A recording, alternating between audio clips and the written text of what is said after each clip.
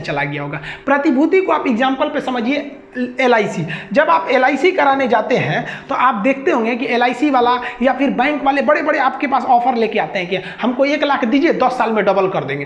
तो आप उसको क्या देते हैं? कैश पैसा देते हैं, कैश पैसा, तरलता। RBI तो यही चाहती है कि दूसरा से तरलता छीन ले, तरलता छीन ले। जैसे तरलता छीनोगे ये दुकान में जाके मोलाई करेगा, महंगाई घट जाएगा। तो तरलता छीनने के लिए RBI तरह तरह के एजेंट भेजती है, LIC भेजती है, म्यूचुअल फंड भेजती है कि पैसा दे। आप पैसा दे देते हैं LIC वाले को, मान लीजिए 1 लाख रुपया दे दिए, LIC वाला कहा कि हम 10 साल में दुगुना कर देंगे।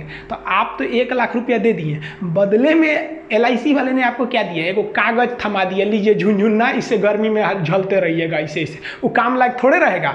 अब वही 1 लाख रुपया जेब में रहता तो गरजते फिरते रहे, तोरा कौन सी औकात है 1 लाख रुपया रखे हैं। अब वही LIC वाला आएगा, आपको थमाएगा, एगो गारंटी पेपर प्रतिभूति थमा के चल जाएगा, ये लीजिए आपका गरजिएगा। कौन सी बोलता है? अरे देख LIC का पेपर है, कौन लेके फाड़ देगा, यहाँ पे LIC का पेपर है। पैसा में बहुत गर्मी होता है। तो RBI जो करती है, कहती है कि लोगों से पैसा छीन लो, एगो कागज थमा दी कि रख ले रोही, तोरा 10 साल बाद मिलेगा। 10 साल तक महंगाई कंट्रोल रहेगा ना, 10 साल बाद सोचा जाएगा, 10 साल बाद एकरों से बड़ा ऑफर निकाल दिया जाएगा, चाहे 10 साल बाद उसका खर्चा हो जाएगा यहाँ पे।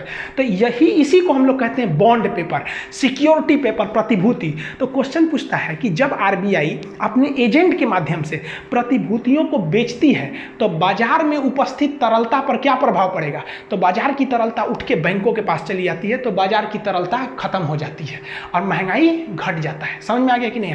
तो ये जो प्रतिभूति होती है और जो तरलता होती है, इसमें उल्टा संबंध होता है। जितना मार्केट में लोगों के पास तरलता रहेगा, वो लोग उल्टा पैसा RBI को दे देंगे। तो इसको भी हम मौद्रिक नीति में शामिल करते हैं। तो क्वेश्चन आएगा, क्या खुले बाजार की नीति मौद्रिक नीति का हिस्सा है? एकदम हिस्सा है। आप भी कहीं ना कहीं खुले बाजार की नीति के तहत प्रतिभूति जरूर लिए होंगे लोग कहीं ना कहीं से। इसका मतलब ये हुआ कि RBI अपने मौद्रिक नीतियों को जैसे ही कड़ा करेगी, यानी सख्त करेगी, मार्केट की तरलता घट जाएगी और महंगाई घट जाएगी। जैसे RBI अपने मौद्रिक नीतियों में ढील देगी, तरलता बढ़ जाएगी और महंगाई बढ़ जाएगी। ये तरलता से आप समझ में आ गया। अब प्रतिभूति भी आप लोग को समझ में आ गया।